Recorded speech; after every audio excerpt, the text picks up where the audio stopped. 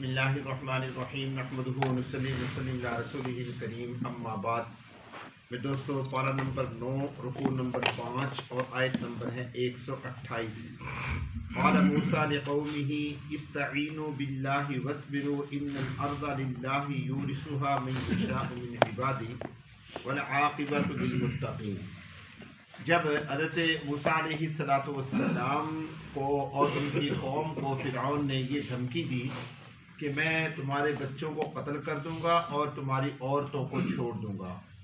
مقصد کیا تھا اس کا کہ بنی اسرائیل جو تھے ان کے دل میں نفرت پیدا ہو جائے حضرت موسیٰ علیہ السلام سے اور موسیٰ علیہ السلام کو وہ برا بھلا کہیں.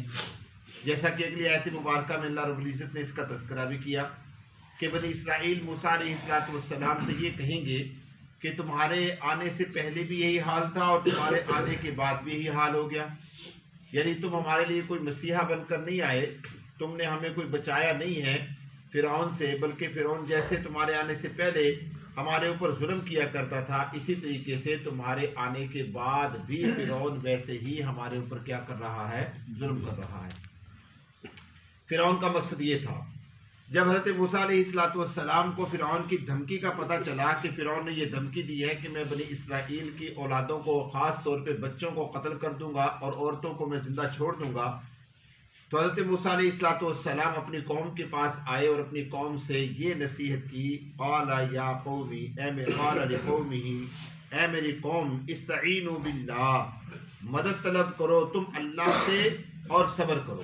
یعنی اگرچہ فرعون نے دھمکی دے دی تھی لیکن ابھی تک قتل کرنے کا حکم نہیں آیا تھا، یعنی کہ قتل نہیں کرنا شروع کیے تھے لوگوں نے.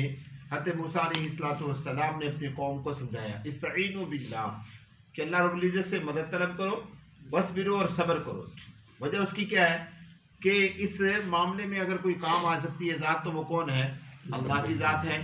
اور صبر کرنا اللہ رب العزت نے واضح طور پہ ارشاد فرمایا یا ایھا الذین آمنوا استعینوا بالصبر والصلاۃ، اے ایمان والو جب بھی کوئی تمہارے اوپر مصیبت اور پریشانی آئے تو تم صبر کے ذریعے سے اللہ سے مدد طلب کرو.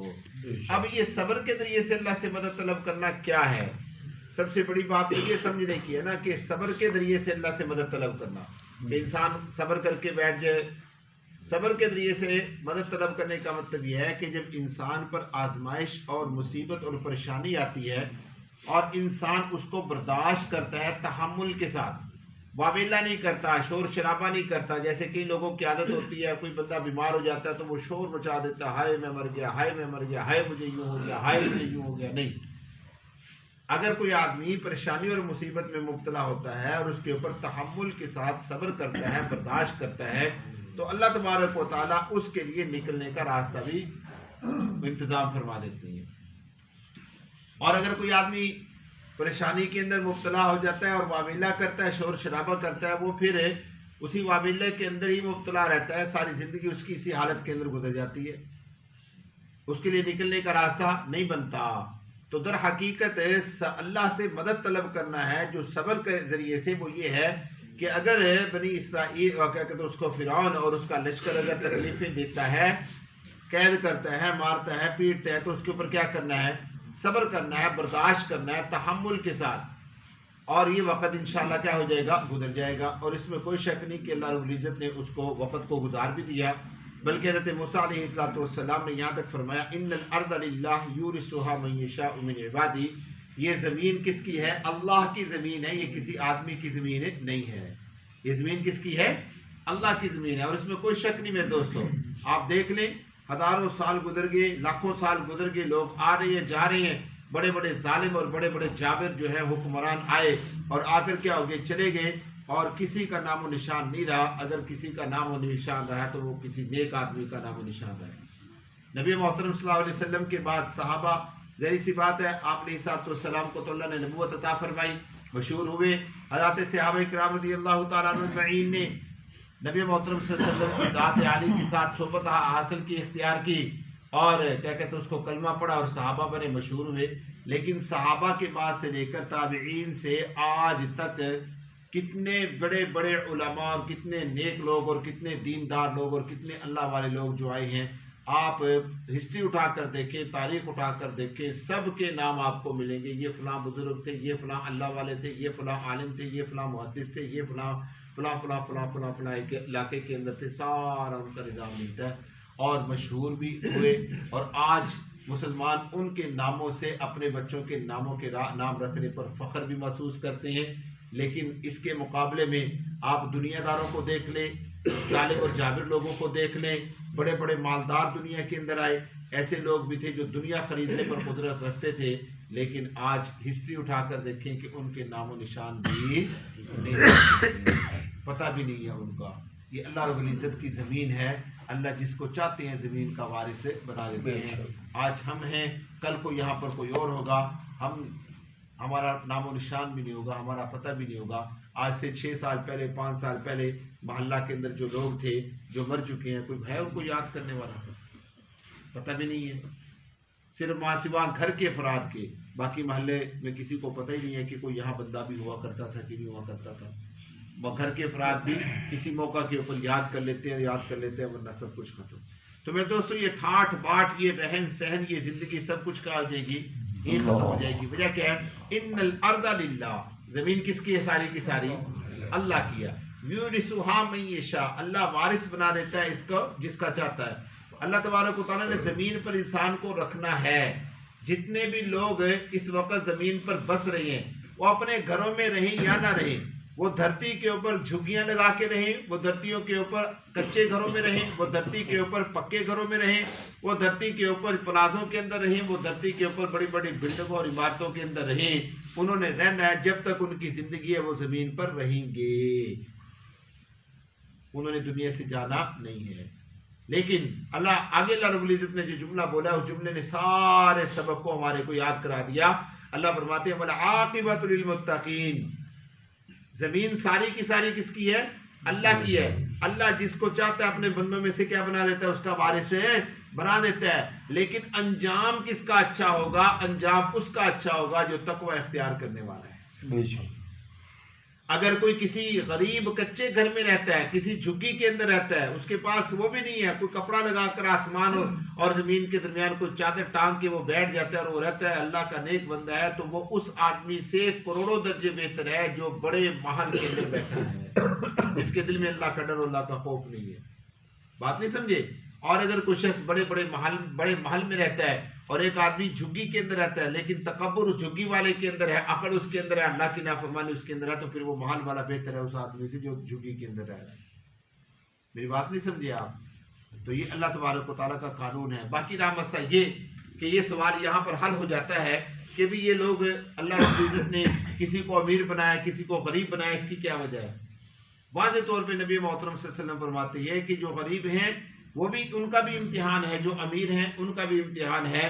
غریب کو غربت اس لیے دی، کیا پتا وہ امیر ہو کے اللہ کا نافرمان بن جاتا، اور امیر کو امیری اس لیے دی کہ کیا پتا وہ غریب ہو کر اللہ کا نافرمان بن جاتا، وہ کفر اختیار کر لیتا۔ ایک وجہ یہ ہے، اور بہت ساری وجہیں جو ہے قرآن و سنت سے ہمیں کیا کرتی ہیں؟ ملتی ہیں۔ جیسا کہ حضرت وہ کیا کہتے ہیں، اس کو خضر علیہ السلام نے اس بچے کو کیا کر دیا تھا؟ قتل کر دیا تھا۔ موسیٰ علیہ السلام نے کہا کہ اتنا خوبصورت بچہ تو نے مار دیا، وجہ اقتلت نفسا زکیۃ بغیر، آپ نے بغیر کسی گناہ کے ایک جان کو کیا کر دیا؟ قتل کر دیا۔ تو حضرت خضر علیہ السلام نے بعد میں بتایا کہ اس بچے نے اپنے ماں باپ کا کیا بننا تھا؟ نافرمان بننا تھا، اور ماں باپ کو کفر کے اندر مبتلا کر دینا تھا، اس لیے میں نے اس کو کیا کر دیا؟ قتل کر دیا۔ اب اسی ماں باپ سے کیا ہوا؟ ایک بیٹی پیدا ہوئی، اور اس بیٹی کی اولاد میں اللہ نے 70 نبیوں کو پیدا فرمایا۔ کتنے نبیوں کو پیدا فرمایا؟ 70 نبیوں کو پیدا فرمایا۔ تو یہ اللہ رب العزت کا قانون ہے، اللہ جس طریقے سے چاہتے ہیں عطا کر دیتے ہیں۔ اب وہ دیکھیے آیت مبارکہ جو اگلی ہے کہ بنی اسرائیل نے حضرت موسیٰ علیہ السلام سے کیا کہا؟